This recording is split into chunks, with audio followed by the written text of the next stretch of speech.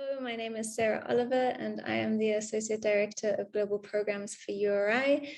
It is an absolute pleasure for us to be hosting this side event to the ECOSOC Youth Forum, focusing on the role of peace education in the COVID-19 recovery.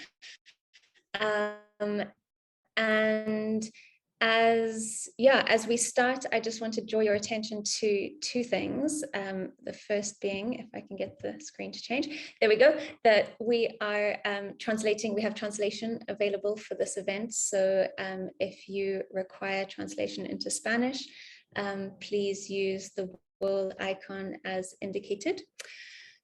We see a couple of more people are coming in, so we'll give them all a moment to arrive.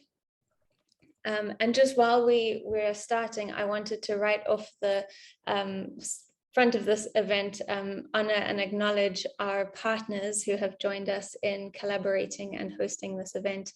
Acque, Coexister, Arigato International, the United States Institute of Peace, and Religions for Peace, who are all partners and friends of URI and have offered their insights and wisdom into the planning of this event through speakers that you will hear shortly. And it's just a real joy to be able to collaborate with these different organizations, particularly for URI. Collaboration and networking is really important in what we do, and honoring these relationships and working together is a real joy. So thank you very much. So as you're joining, please feel free to introduce yourself in the chat, say hello, say where you're coming from. The best thing about these global calls is being able to hear where everybody is in different parts of the world. I myself am in Cape Town, South Africa, and it's a joy to be able to greet you from the tip of Africa and this part of the world. And please do introduce yourself and where you are joining us from. Next, I just want to show you the lineup of speakers that we have today. And it's, I know, going to be a very fascinating conversation. I've already met and engaged with a couple of these awesome people and know that they have a lot to offer in terms of the work they're doing in particularly in terms of peace education. So we're going to dive into that with our panel. So let's see, welcome again. Now that I've stopped sharing my screen, I can see people who are here, so it's a joy to have you here. I wanted to start by just acknowledging that it has been a very special weekend for us, and as an organization that prides itself in diversity and in celebrating our different religions and traditions, I wanted to just acknowledge that we've come out of a very auspicious weekend with Easter, Pesach, Hanuman Jayanti, and all of this happening during the holy month of Ramadan. And so in whichever way that you celebrate, please, we collectively honor the sacred in all our traditions and share the blessing of this time. And at the same time, I think it's important to acknowledge the rising tensions and ongoing conflicts that we are seeing around the world, and that really make our work as peace builders that much more relevant and important, and really kind of centralizes or brings out the importance of this conversation and the need for peace education in our world. And so I wanted to just bring in that kind of juxtaposition of these holy significant times, as well as the kind of conflict that we're seeing, and for us to hold both of those as we start this conversation. So just taking a moment to acknowledge all of that and everything that you are bringing, how you're starting your day or the middle of your day or ending your day, but just taking a moment to bring yourself to this conversation and to this event. I'm wanting to invite you to think about, what are you coming with? What questions do you have? What are you hoping to learn? What are you hoping to share? We are looking at some really big themes today. And so we've got, the context of the COVID-19 recovery and the pandemic, and what peace education looks like in this context, peace education meaning very different things. We've then got the theme of youth work and youth involvement in these areas of focus. And so there's a lot of different experiences and perspectives that are going to be shared and brought into this event. And I just invite you to take a moment to think about what it is that you're bringing and offering to the conversation. To set the context a little bit more, this event, like I mentioned, is a side event to the ECOSOC Youth Forum, which is taking place tomorrow and Wednesday. And the focus of that is really on actions to rebuild from COVID-19 in the achievements of the SDGs. So the ECOSOC Forum is focusing on particularly 5 of the SDGs, SDG number 4, quality education, SDG number 5, gender equality, SDG 14, which is life below water, 15, life on land, and 17, partnerships for the goals. And so we decided to focus on the SDG number 4, quality education, for the purpose of this event, and to bring together some experts on peace education in particular, to think about what is the role of peace education in the achievement of SDG number 4, and how are we as young people making that happen in today's context of COVID-19 and the recovery from the pandemic. So those are the layers of themes and ideas that we have today. And just to say, if this is your first time hearing about URI and the United Religions Initiative, it's a joy to have you here. And URI is a global network of interfaith peacebuilding organizations, and with consultative status with ECOSOC, the Economic and Social Council of the UN. It's an honor for us to host this event. And so I would like to move very swiftly onto our panel and onto our amazing lineup of speakers that we have, and how this is going to work. Just to give you a sense of the flow, we're going to hear from each of our speakers first, with an initial 5 minutes from each of them addressing the topics and questions that I will pose. We will then have a second round where we hope to dive deeper into some examples and tangible experiences from the work that each of them are doing. We will then have time for breakout rooms, and this is where each of you will have a chance to reflect on what has been shared and to engage and network with other attendees here in the room. And then Samira, my colleague, will do a great job, I'm sure, of summarizing and bringing our event to a close at the end. So I'm really excited and looking forward to diving in, and please add your questions and comments in the chat as we go. So starting us off with this big question of the role of peace education in the COVID-19 recovery, I'm going to start with Saumya. Saumya Aggarwal is the co-founder and CEO of Youth for Peace International, which is the member group of URI based in India. And they have a vision to empower youth on conflict transformation, providing rehabilitation support to Rohingya refugees, and advocating for meaningful youth engagement and the implementation of youth peace and security agenda. And I know when I first had a conversation with Saumya, I remember being so inspired by the work that you do, Saumya, and I'm excited that you're going to share some of that with us today. And I think just starting, my question is, how has the pandemic impacted your work in particular, and what have you noticed over the last 2 years around levels of discrimination or tension that have really seen the need for peace education programs? So Saumya, I want to welcome you and give you space to share. Thank you. Thank you so much, Sarah. It's a pleasure to be here, and I'm honored to be part of this discussion.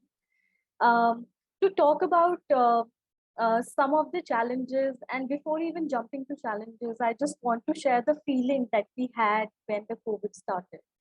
So when the COVID started, we were just hearing we will be working remotely, and the teams will be working remotely, we cannot commute, etc.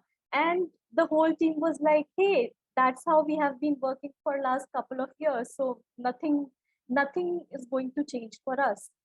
So that was the first feeling for us, and we just thought that now others will be working uh, from our way. We used to work remotely. We used to work mostly online. But when the pandemic actually started and hit off the communities, that's when we realized the depth of it and uh, the actions that we needed. So, as you also have mentioned, that we do a lot of capacity building programs uh, on peace education for young people primarily, but we at that time we were also supporting the Rohingya refugee community, and we were running a school in the community, and our focus was on peace education. And when the COVID started, it was so difficult to even communicate with them because most of them were not having access to cell phones, uh, and it was the sudden lockdown that happened in India, and it was so difficult to reach out to them and just let them know that we will not be coming because those kids they used to wait for us, and we couldn't close the school properly. So, I mean, things just stopped in the middle without any closure, without any communication. So, I think some of us were privileged that we had access to internet, we had access to cell phones, but for them, it's just uh, everything just shut. Um, some of the challenges that we also faced were that we were not able to uh, actually conduct those training programs in person, and we have seen how effective the training programs are when they are done in person, and we realized how we are actually going to access different communities, how we are going to reach out to the young people who need these programs, who are looking out for us. So that's when we designed online programs, but there were other challenges like uh, uh, some of the kids, especially those who were based in Kashmir, they were not having proper access to internet. There was a lot of language barrier that was there because people were not very tech savvy, and the whole training program used to be very monotonous. We couldn't engage. Earlier, it was more activity based. So these kind of challenges were there. And to overcome those challenges, we designed a program. We saw that when the COVID started, young people took the charge. Young people actually said that now it's our responsibility and we are going to support the communities. So we designed a program. It's called Nirvana Youth Peace Lab. What we did was we trained those young people online using non-formal methodology, where we trained them on peace education and other skills on project design, etc. And after 3 days, they designed a project, and we provided them a mini grant of $250 to implement and start the project. We supported 250 young people across India, and they worked as seeds across different communities. And very beautifully, we saw how powerful we became as a network, as a community of young people, that whenever there was some conflict, some tension, we have seen that during conflict there was a lot of fake news, and especially based on uh, targeting religious minorities in India. And whenever there was fake news, we were seeing that it was having a community-based violence. So these young people were actually uh, they were working in the communities. They are going there. They were supporting. So I think that that became really powerful network, and we designed some online games to counter those hate narratives that were there um, online. So I think these were the few things, and most importantly, we realized that as young people, we take a lot of responsibility, but uh, us and also other people were going through a lot of mental health issues, breakdowns. So we also started a free national mental health helpline for young people, and the whole initiative was by young people only. So we realized that uh, the trust factor between us was very high for people who were reaching out for therapies, and especially the helplines that are there created by governments. Uh, Data is not protected, calls are being recorded. So I think these factors really help. Thank you. Thank you, Saumya. That's always so important to hear, just the way that your project adapted. I think there's been a lot of adaptation that has happened over the last 2 years, and the kind of shifts that have happened to accommodate the challenges. I love the fact that you've highlighted how young people kind of took charge and took ownership of the changes that were happening, and seeing, responding to the hate speech that was being seen on social media and as, fake news, and really coming up with strategies to challenge that is incredibly important. So thank you for sharing a snippet of that, and I hope we get to dive deeper into some of what those programs looked like for you. I'd like to move now to Emina. Emina Frljak is the program coordinator within Youth for Peace in Bosnia and Herzegovina. She is also a member on the International Youth Committee of Religions for Peace since August 2019, and has an incredible background and network and extensive bio, which you can read in the chat. But Emina, I'm really interested in your perspective on the kind of global response to the pandemic, and what you've seen and noticed in the way that institutions and organizations have responded, and what you think we should be doing and doing differently, particularly as organizations working in peace education spaces. So Emina, I give the floor to you. Thank you, Sarah. I hope you can hear me. So good afternoon from Bosnia and Herzegovina, and thank you for inviting me and giving me the opportunity to speak. So it's been already like 2 years since the pandemic started, and I'm just going to give like a small frame what I kind of think was happening during the pandemic and what we could see. So actually the pandemic brought, let's say, all of our inequalities, our different starting positions and advantages and disadvantages that we have. Throughout the pandemic, vaccine inequity was evident, and while some had the privilege actually to choose what kind of vaccine they can take, others did not have even an opportunity to take it. Certain groups of people were especially even more in danger during the pandemic, like people on the move, refugees, migrants, ethnic and religious minorities, that were often accused of being the ones who spread the virus. And in some parts of the world, we even witnessed immense violence towards these groups. And in some places, they were even denied access to the basic healthcare. And of course, famous vaccine nationalism appeared, just another form of nationalism that our humankind gave birth to. And not to forget to mention that a huge rise of hate speech happened. The hate speech kept mounting on social media. And this is just not pandemic, I have to say. I think we had these issues a long time before, but they were only highlighted and they only resurfaced during pandemic.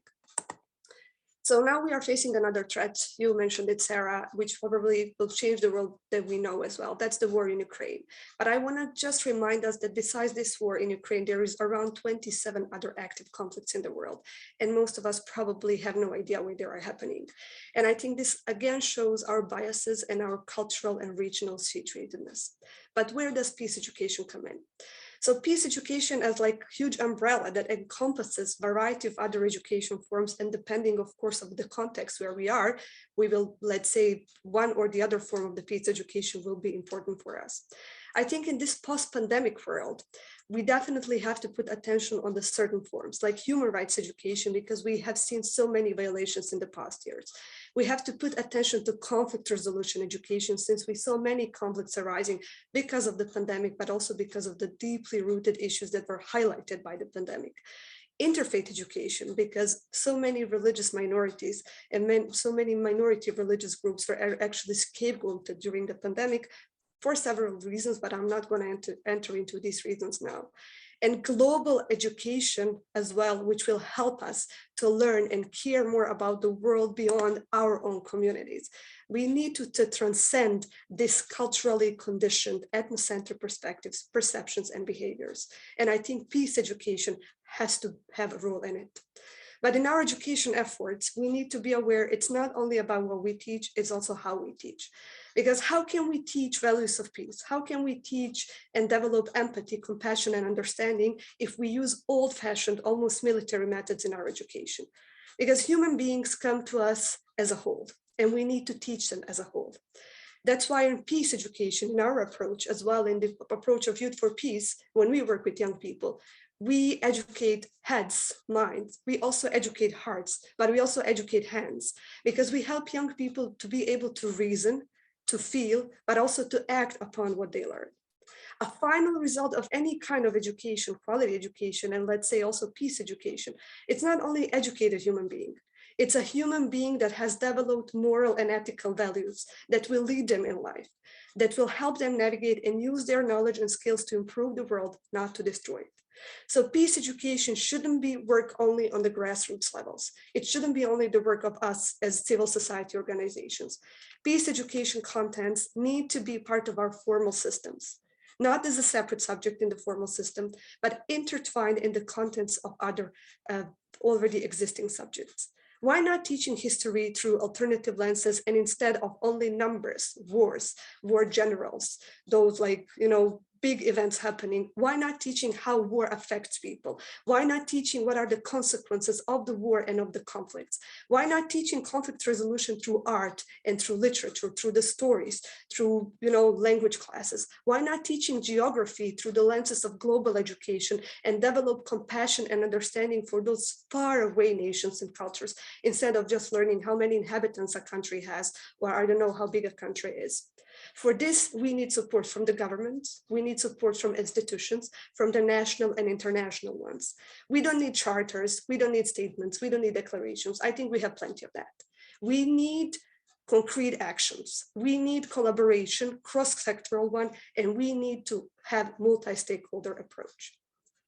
So I just want to, let's say, finish with a sentence from my professor that I remember from my educational sciences faculty, who said that an educated man might produce nuclear weapons, but a very well-raised man will never use this kind of nuclear weapons. So I would like to stop here, but I will be very happy to share what we are doing in Youth for Peace and how our post-conflict and post-war society, actually reality, shapes our work here in Bosnia and Herzegovina. Thank you very much. Thank you, Emina. Thank you for highlighting the need to bring peace education into our formal education systems. And that's exactly the link we're trying to create by, connecting peace education with SDG number 4 and achieving quality education for all. What does quality education for all mean? That's such an important question, and bringing in education that is addressing personal bias, addressing discrimination, addressing conflict in the way that you've so beautifully highlighted is going to be fundamental to making that quality education happen and achieving that SDG goals. So thank you for highlighting that, and for again acknowledging and recognizing the conflicts that are happening in different parts of the world. And that's the context that we're working in, right? And why this is so important. So I appreciate your thoughts on that. So we're going to travel from Bosnia and Herzegovina all the way to Tanzania now. And I'd like to invite Venance Emmanuel Temu, who is from the United Republic of Tanzania, and is currently the program assistant at GNRC, which I hope I'm getting correct, is the Global Network of Religions for Children. You can correct me if I'm wrong, and is the coordinating all the Peace Club activities for GNRC Tanzania, as well as he's the Secretary General of Youth in Action Platform Tanzania, which is a group that has been trained by Arigato International, who are, as was mentioned, one of our partners for this event. So Venance, I'm looking forward to hearing from you specifically the challenges that you've seen on the ground. I know part of what we're highlighting in each of our speakers is well, I hope you're seeing is the grassroots work that is happening and the context that they are involved in. And Venance, I'd love for you to speak to the context that you're coming from and the work that you're doing, and some of the challenges you've seen as a result of the pandemic, but then also the importance of the peace education work that is that you're doing. So Venance, over to you. Thank you so much, and welcome everyone who has joined us in this meeting. And I'm very happy to be here. And I am Venance, Temu, as I've been introduced. I work with GNRC Tanzania, is the member of Arigato International GNRC. And Arigato International has 4 initiatives. GNRC, as she has introduced, the GNRC stands for the Global Network of Religions for Children. Another initiative is ethics education. Another initiative is prayer and action for children. And the last initiative is initiative for ending child poverty. Back to the question, challenges. Let me begin by quoting the UN Secretary General Antonio Guterres, called COVID-19 as a human crisis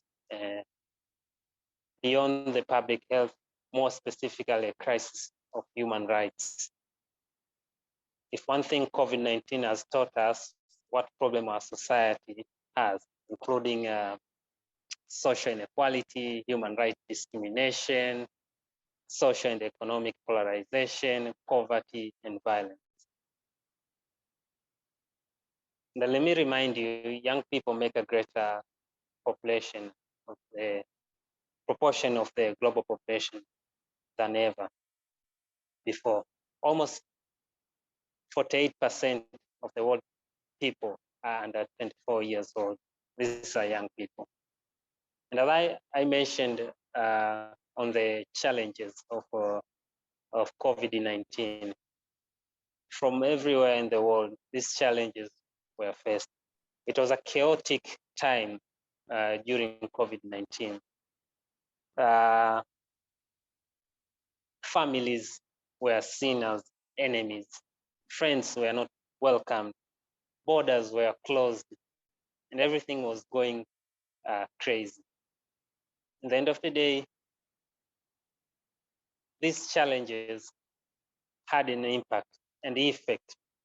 And these challenges, as I mentioned, violence, poverty, freedom of expression, youth unemployment, in access to quality education and healthcare. To talk about violence,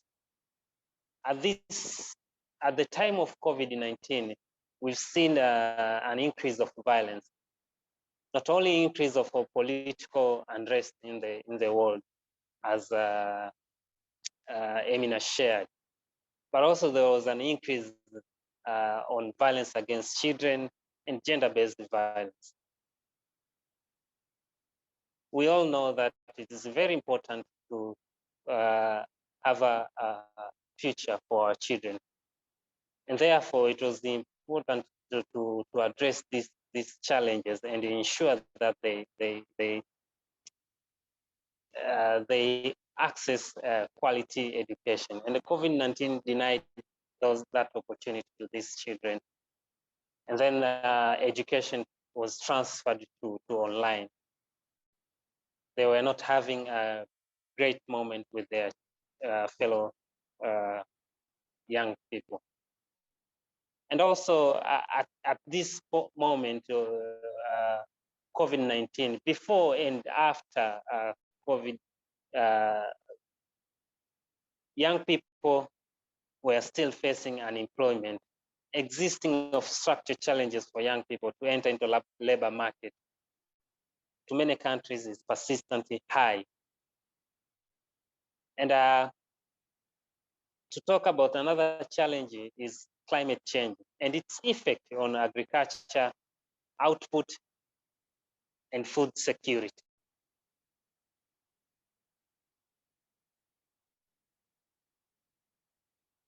Hello.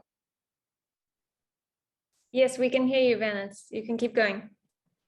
All right. And therefore, to conclude my presentation, let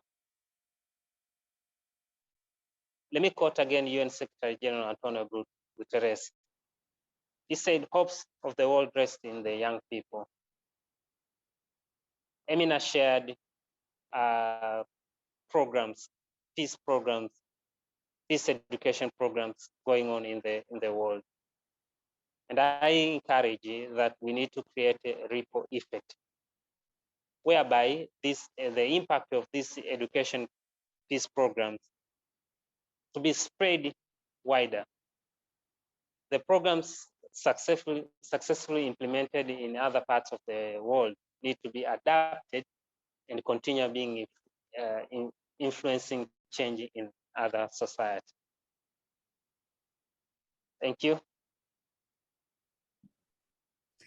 Thank you, Venance. Thank you for sharing that and highlighting some of those really hard challenges. I mean, like I said before to you when we met earlier, the challenge of violence against particularly women and children as a result of the limitations that were put on families and homes during the pandemic has been a huge one, and also in my part of the world in South Africa.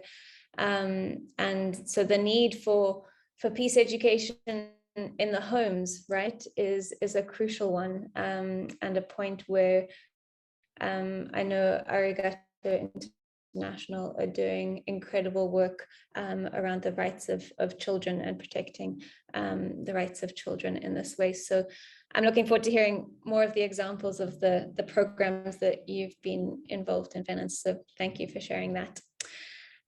We will move now to Noah. Noah is a Belgian young leader who focuses on the development of youth agency and the promotion of youth participation in peacebuilding efforts, conflict prevention, and community development. And Noah is the Secretary General for Coexister, a global interfaith youth movement, who are partners on this event, but also a member of the URI network and community. And I've been a huge fan of Coexister's work even before I started working for URI. And so it's great to have you here. And yeah, I know Coexister's focus is really on young people and the agency of young people to be able to address challenges in their communities. And I'm interested to hear your thoughts on the ways that you have seen young people working to build peace in their local communities, despite some of the challenges that have already been mentioned, and just your thoughts on peace education programs and where they fit in the need for quality education and the achievement of SDG 4. So Noah, over to you. Thank you very much, Sarah, and thank you for the invitation. Yeah, it's a very good question, not really easy to answer, I would say. At Coexister, the way we do our peace education, for those who don't know the organization, is mostly through, we call it the pathway of coexistence, and it's a pathway through which we seek to propose youth with a positive experience of diversity. And as such, they get to interact with young people that they would not typically interact with through a set of workshops that are centered around dialogue, solidarity, and then sensitization or raising awareness, or sometimes they take the shape of storytelling workshops. And so we have those storytelling workshops are mostly meant for young people who are not familiar with the organization to sort of do first deconstruction of the prejudices that they might have about various faiths or various cultures, whereas the other workshops are usually more attended by people who are within the organization, who want to learn to work together and develop their agency as young people. Something I can mention about youth impact in the past couple of years has been, so the COVID-19 pandemic has prevented us from doing solidarity actions by coming together in the same place physically, but also it has prevented us to interact together in the same place physically.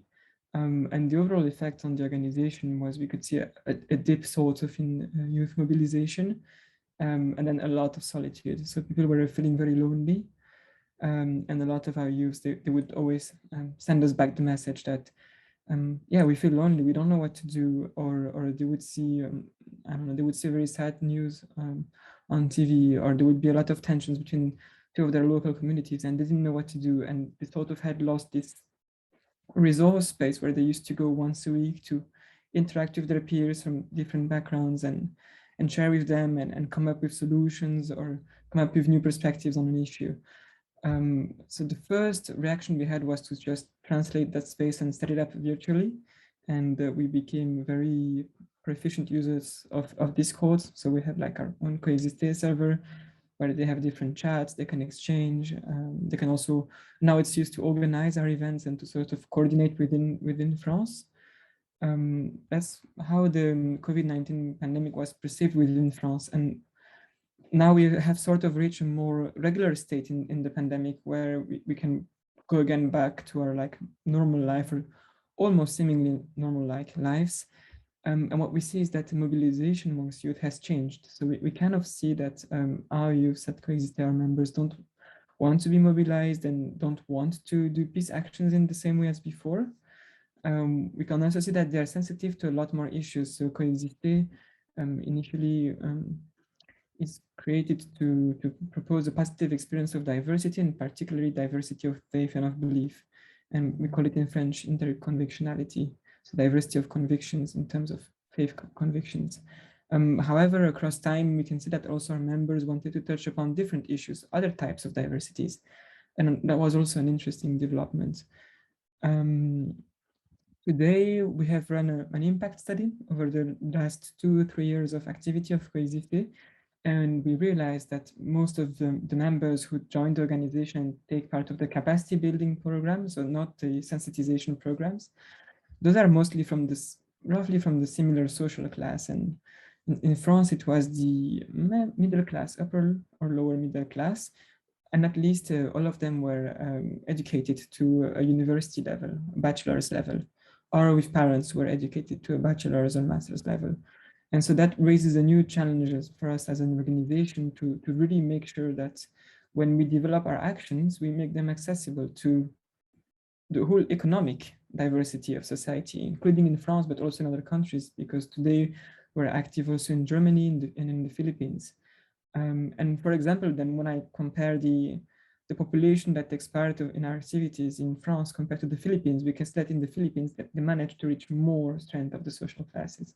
And that is very interesting. And so, yeah, sort of coming after the pandemic, it was a really good occasion for the managing staff and the organizers to take a good look at our activities, our members, our participants, learn more about who they are, how they want to be mobilized, and how we can further improve our impact on the ground, at least in France. I'm most familiar with the French context, but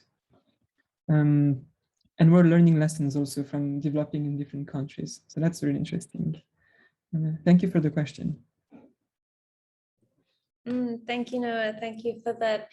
The differences and the learnings that come out of our contexts, I think, are fascinating, and the different ways in which young people are finding solidarity at this time, and working to strengthen the work that is happening, and also what the kind of young people are needing. So what you said about, there's more need for the kind of, or more interest in the capacity building programs, I think says a lot about what kind of skills are needed. It links to what Venance had mentioned around youth unemployment being a huge issue. And so it feels like there's a need for the work that we do as peace educators to fill those gaps, right? And how are peace education programs really contributing to the skills and development of young people to be able to enter the working world and different organizations and spaces. So I think that's that's really interesting and a great point. So thank you for sharing. I'd like to bring all the speakers on to spotlight everybody if that's possible, and to just for us to have a little bit of a conversation for the next 15 minutes before we do breakout rooms. So Saumya and Venance, if you're able to turn on your cameras, that'd be great. And maybe Emina, starting with you, just a short sharing of a project or an example that you would like to offer to the audience here of the work that you're doing to help us understand the context a bit better. Emina. Of course, thank you, Sarah. So just like briefly, coming from Bosnia and Herzegovina, that I don't know, does everybody know the context, but it's a post-war, post-conflict country. Like 30 years ago, we had war that lasted for 4 years, and that war like created a huge gap, a huge cleavage in the society between 3 ethnic groups that live together. And Bosnia and Herzegovina is like highly multi-ethnic and multicultural, multi-religious, with Christians and Christian Catholics, Orthodox Christians, Muslims, also Jews, and also others who are not belonging to any of these religions living together. So what we do, I would like to highlight like one project that we did last year. It was called PACE, or Peace and Conflict Education. And that project was actually aiming at reconciliation and peace building in the Western Balkans. It was a project between Albania, Serbia, and Bosnia and Herzegovina. So we had trainings for youth workers, how to facilitate peace education. And we also had youth exchange, but also we produced a manual for peace education facilitators, how to facilitate peace education topics, with some theoretical background. What is peace education? How does peace education work, etc., etc. And then we had 10 workshops, 10 examples how to facilitate certain topics, and we created those workshops in cooperation with our participants on the project. So those who were part of the facilitators education trainings were actually contributing to this manual, because we wanted to open up this process to be as participatory as possible, and actually to facilitate those topics that our facilitators, our youth workers also think they're important in their context. And another project that I would like to highlight is called Through Religious Literacy to Peace. Is actually a project aimed at educating young people, in the field of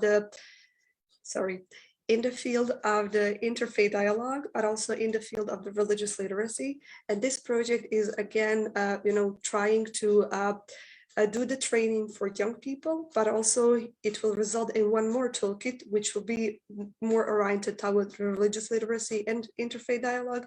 And also we are having educational Instagram account. We decided to be more like on the social media for the purposes to bring more young people here. It's called Religioscope, and it's about, teaching religious literacy through interactive, very short posts about how religion shaped our societies, but also how religions today work in this world that we live in.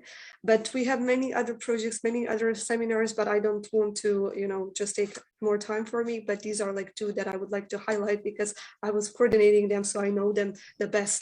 But there are many others that my colleagues are doing in Youth for Peace. Thank you. Thank you, Emina. There's a thread here about the use of social media, which I think is interesting. And Saumya, if we can go to you about, you mentioned the Nirvana Youth Peace Labs and the work that you've done there, but I think we're seeing social media being used in much more interesting ways for peace education programs. And Emina, I just want to ask if people who are listening, you've mentioned quite a couple of what sound like incredible resources. If they wanted to get in touch with you to, access those resources, or if they were shareable, is that possible? Of course, I will leave my email in the chat box, so you can reach out to me whenever you want. Wonderful. Okay, thank you so much. And that goes for everybody, because I think what's unique about all of you is you're program designers and peace education facilitators, and that's a really unique skill to have. So Saumya, can you share with us your reflections? Sure. With the context of India is one of the youngest countries, and if we see that, unfortunately, it does not accept that we have active conflict that needs to be addressed, and we are among the bottom 25 countries according to the Global Peace Index. And when we see the national youth policy, peace is not even mentioned once, and it's a 94-page document. So considering these things, we have really worked hard to incorporate peace education in actively in schools and colleges, as Emina has also mentioned, because it needs to be included in the structures rather than training individuals or a small group of people. So we have piloted a program with one of the member of parliament in one of the states in India, and that has been uh, successful. But again, the COVID happened, and the focus of those MPs and the budget that we need was redirected.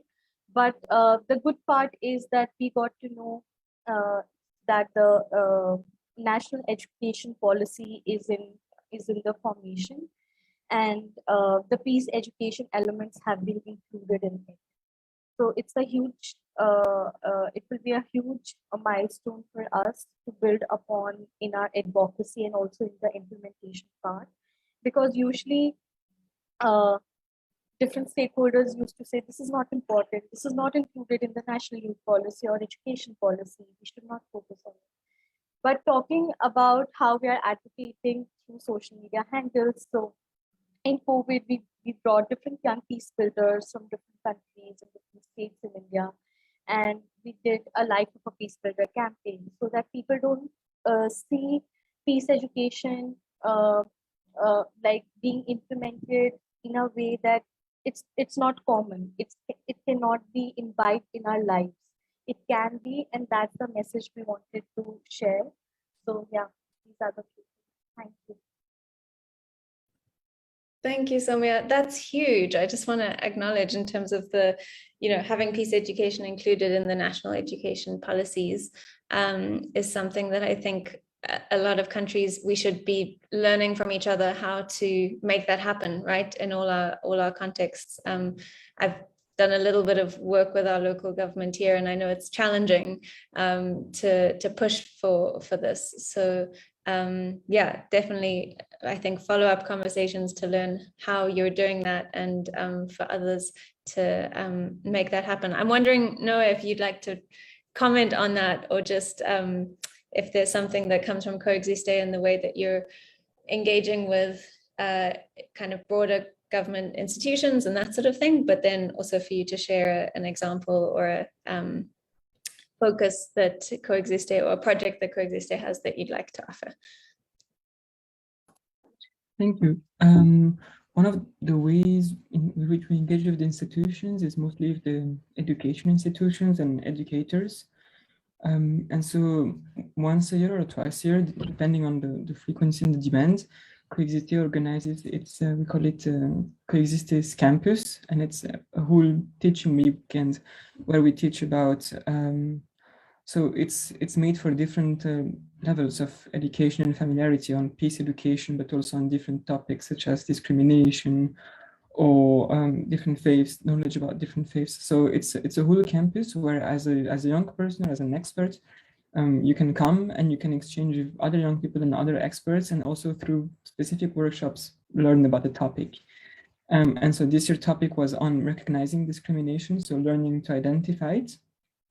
Also assessing discrimination and prejudices in France in the year 2021. It was, we talk in terms of academic years, so in the year 2021 it was. And during that campus, we also invited different faith leaders, different educators, different members from the ministry to sort of just come see the work, participate in the workshops, also learn from the workshops. And a handful of those workshops were really focused on Coexister's actions, and so which is about how to have a nice experiment of diversity, so providing this good experience of diversity, and then learning how to identify discrimination and prejudices, and then learning how to deconstruct them on your individual level first, and then around you. That was the first one. Then also we have a whole series of programs that are focused solely on capacity buildings for youth.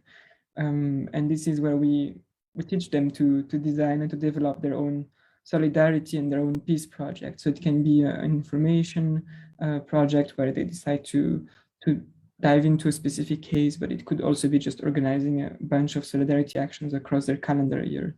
So these are some of the programs we develop. In terms of talking to institutions and speaking with politicians, I said it in the introduction, I think maybe. So we are publishing a white book for the French presidential election that is in France, where we are sort of advocating for different policies that should foster inclusion, that should foster youth agency and youth participation. A lot of those policies are also related to the idea of secularity in France, secularity as being open and as allowing this conversation between different faiths. So that's really important. And then at the international and European level, we interact a lot with education institutions to see, to talk about methodology. So methodology and pedagogy on how you teach peace education. And that way we have really nice collaboration with Ashoka, for example, where we really are exchanging on a more broad level what are today the main practices in peace education, how can we improve our practice of peace education and redesign our programs. We are also working with researchers from the GNRC and other universities in France. And every year we sort of take a review at our programs, a look at our programs, or every 2 years we do so. And we say, okay, how can we improve this? What did the participant learn? What's the learning objective attained? And like this, we test different strategies. A lot of the pedagogies we've used were through gamified education and very simple, just experiencing diversity at first hand within a safe space. So those are two of the sort of best practices which Coexister has been using for the past 12 years and which have worked quite well. And also we see, so we are developing those new projects in Germany and in the Philippines. And we see that the first sort of experiences of diversity and of peace which catch on is really easily are experiences of solidarity. And so solidarity workshops are, from what we see, usually the most accessible for people from any type of background. You don't need to have a previous knowledge of someone else's faith or background. You just need to be there, be open, and wish to live an exchange. And so usually we see that those are very, very good icebreakers. And then once you've done that and you've sort of lightened up your curiosity, then you're welcome to go to dialogue events and to other events where you can learn more in depth, learn to listen. But I would say that the first step and most accessible step we have in our peace education programs are just learning to do things together, where we have identified a common social issue that we say, yeah, it touches both of us. Let's work on it together. Yeah. Thank you, Noah. That's a beautiful first step, and I think a very easy takeaway for people who are, thinking about how to do peace education programs better. But that experience of diversity as a starting point on, and creating an opportunity to work together and build solidarity. I hope that everybody watching is thinking, well, where am I doing that in my work and how can I do that more? Because that's a really great example. So thank you for sharing that. And I know Venance is doing a lot of that as well. So Venance, let's hear from you the great examples, particularly with children in Tanzania. I know last time we spoke, you were able to show us some beautiful images that I hope we'll share with people afterwards of the work that you're doing. Venance. Thank you, Sarah. Let me just quick share with you all about the program that we did last year, 2021. So the program is called the Children Peace Program in Tanzania. And this is a program that incorporates the ethics education, learning to live together program. And this is an interfaith and intercultural program of ethics education that contributes to nurturing ethical values in children and young people. And therefore, we had a very great program. My institution, GNRC Tanzania, works with formal education sector. So we are having a platforms called peace clubs in schools that we work with and we have established a group of teachers that we are working with them, that we have trained them on the Learning to Live Together program. So just quick highlight on the program that we did last year, Children Peace Program. This program was specifically focused on understanding what are the challenges of peace from children perspectives. And we understand these children spend most of their time in school and sometimes and home. So this is a place where it's supposed to be safe for them. Unfortunately, it is not the case. There were unique, I mean, there were testimonies from children that were sharing that makes us do understand that there is a lot of work to do. And therefore, we did a couple of programs from Learning to Live Together program. And like you said, I will share this through the chat. But then the program focused on the building bridges of trust.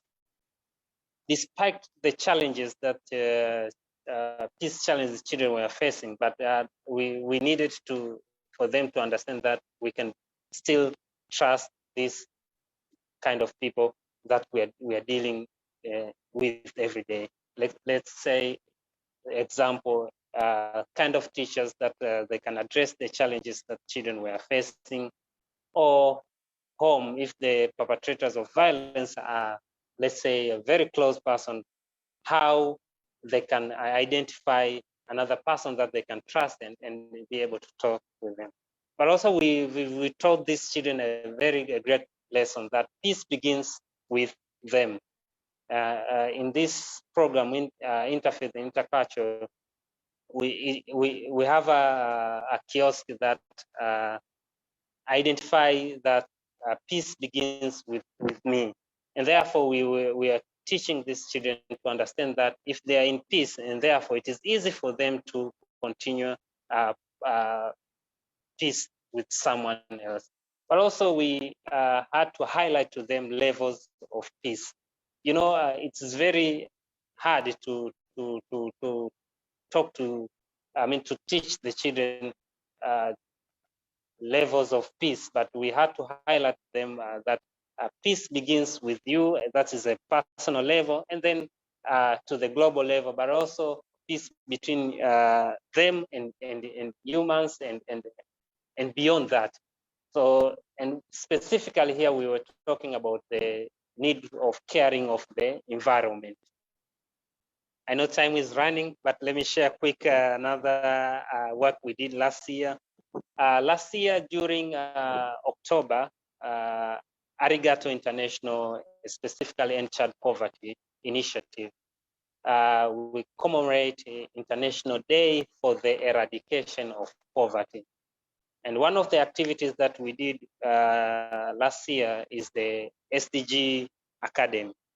And we collaborated with Youth of United Nations here in Tanzania to go specifically to schools and inviting important stakeholders on teaching them on the Sustainable Development Goal. We focused on the SDG number 4, SDG number 13, SDG number 1, because of the International Day of Eradication of the Poverty, and SDG number 4, and SDG number 16, obvious, peace, justice, and strong institutions. So that's a highlight of the programs that we did last year, and I really love to share with you so much programs that we did with within Tanzania and all of the Arigato International community. But we'll still share in the chat, and we'll still be talking on the breakup room. Thank you, Sarah. Thank you, Venance. That's perfect. And yes, there will be opportunities in breakout rooms, as well as a document has been shared with the biographies of all of our speakers, and some of them have included links to organizations to get in touch, but please feel free if you haven't to put that in the chat as well. And Venance, I just want to acknowledge the work that you're doing around trust building. I think is another cornerstone to peace education, and a cornerstone that leads to the creation of safe spaces, and the importance of safe spaces really stood out for me. So I wonder if in like 3-4 minutes, give you each a minute, because I'd love to hear just a closing 2 sentences from each of you, or a minute, on, since this event is a side event to the ECOSOC Youth Forum, which is happening, like I said, tomorrow, what is the message that you are hoping people take away from this conversation, and particularly those who are attending the ECOSOC Youth Forum, and a kind of message of for the leaders of institutions like ECOSOC and the United Nations. So just in a short snippet, let's see, Saumya, do you want to start us off? And we'll just do a quick last round from everybody. Sure. I just want to say that stakeholders who are in the power position, they should create more flexible and youth-sensitive grants for youth-led organizations and young people, so that they can do peace education work more meaningfully, because it needs to be, it needs reinforcement of learning. We need to be with the same people and do multiple times. And also, we need that kind of support to do meaningful work in the communities. So yeah, that's the message from my side. Thank you. Emina? I'm just going to repeat something that I think here in this room we all know, but I think it has to go into the ears of those who are in the power as well. Education is extremely important. So if we want to see the change, if we want to see the shift in the world, we need to put much more effort into education, and we have to work together. It cannot be us on the grassroots level working on one thing, and it cannot be those in power working on the other thing. We have to work together. We have to find a common ground, and we have to be, we have to have similar goals that we need to achieve. Because if we continue the way that we are living now, I'm really afraid in 10 years what kind of planet we are going to have and what kind of a world we are going to witness, honestly. So I think the time was like long time ago. It's not now, it was a long time ago for us to start working together. So education, work together, cross-sectoral and multi-stakeholder approach. And we need to start working like, I don't know, 10 years ago. Thank you. Thank you, Emina. Noah? Thank you.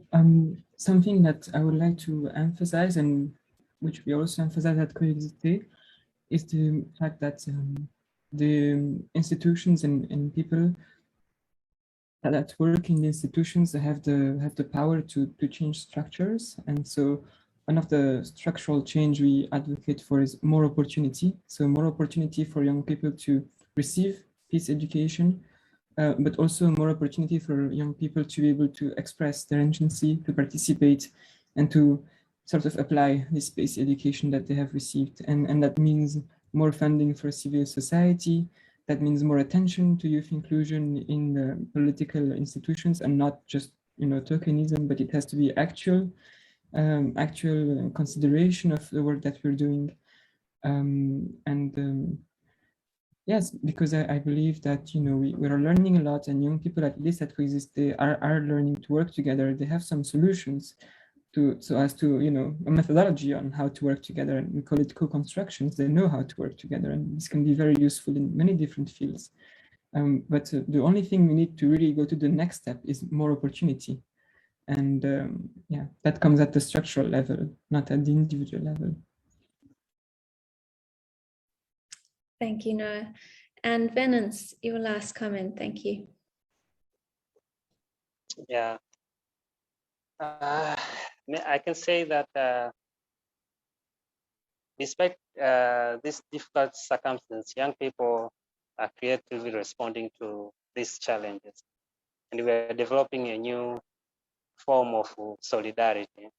And therefore, I just encourage you for us to keep going on and on and on and on. So, like I said, I am a General Secretary of Youth in Action Tanzania. So Youth in Action, action in promoting peace, action in addressing violence, addressing in addressing inequalities, injustice. So let's keep on doing these great things we are doing so far. Thank you for other speakers who have shared great things that they are doing in the other part of the world. We've learned a lot, and I hope everyone who have participated in this meeting learned. But the more important thing is how we can advance these programs. You're doing great, but I also see how you can extend these programs in more countries in Africa, Europe, and all that, and see how we can continue collaborating, ensuring that we are making a world better place. Thank you so much. It was great participating in this meeting. Thank you, Venance. And that call for collaboration is a perfect segue to our breakout rooms. So because we want everybody to be able to meet and network and say hello and find out who is in the room and to share your reflections on what has been shared here today as well. So at this point, I want to say just thank you, big thank you to Emina, Saumya, Noah, and Venance for your sharing. And we are going to pause the live streaming now and move back into the Zoom room and breakout rooms to continue our discussion together. And so as we wrap up, I'm going to ask Samira to just offer some closing thoughts and reflections. She's been eagerly taking notes through the call and has the hardest job of summarizing it. So Samira, and also Samira, please introduce yourself as well to everybody. Thanks, Sarah. My name is Samira. I am coming from Sarajevo, Bosnia and Herzegovina, and I work for URI as regional coordinator for one segment of URI that's called the multi-region. I was given a very ungrateful task of trying to summarize the thoughts of our panelists and sort of wrapping up our time today. I have 3.5 pages of notes from all of you. So you did an amazing job and you have inspired me so much. And it was a great reflection opportunity for me to think about peace education and the conflict in the context of sort of reconstructing our world after the pandemic of COVID-19.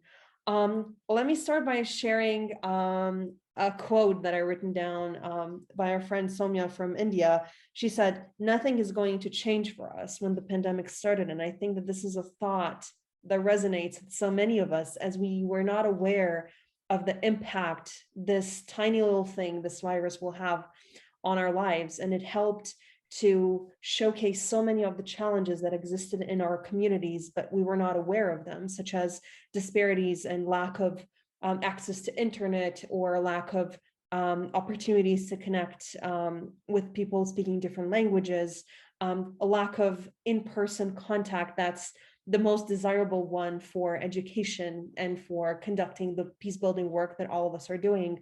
And so many of these disparities have been sort of highlighted because of the pandemic. And what Venance brought to our attention is the incredible, unfortunate rise in gender-based violence and violence against children that happened because of the isolation and because of the effects that the pandemic had on our communities.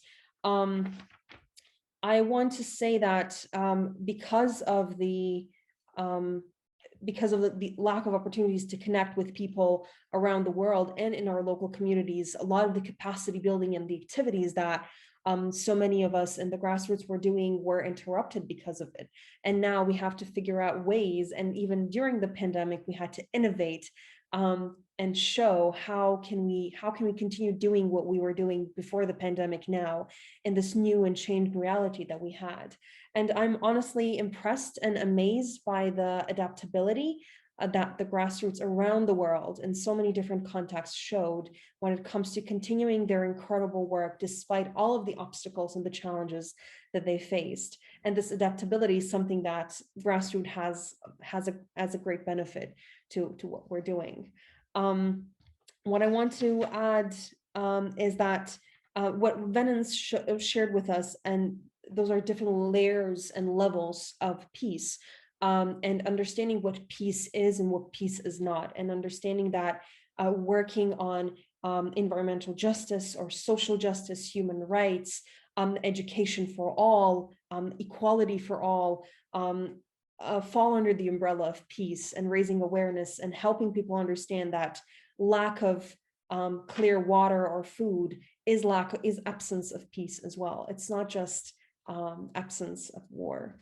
And I'd like to close my summary of this panel, this very ungrateful task that I had, with a quote from my colleague Emina, when she said, educating heads, educating hearts, and educating hands. And this is the exact approach that URI and URI's partners on this initiative have embraced for many, many years. And I hope we will continue to embrace it in the future, of educating our heads with good quality knowledge and all the skills that we need to have, educating our hearts and developing empathy and understanding for people who are in different circumstances that we are, and then educating our hands so that we can do the activities that we're preaching that everyone needs to do.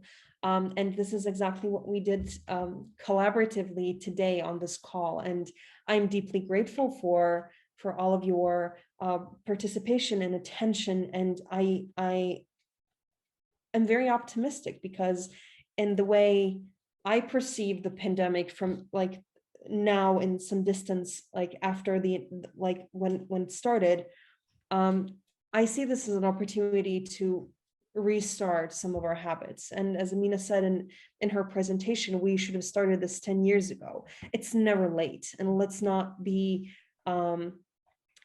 despair over what we didn't do in the past, but let's start doing what we can do today and right now. And thank you all for your attention. It has been an absolute pleasure.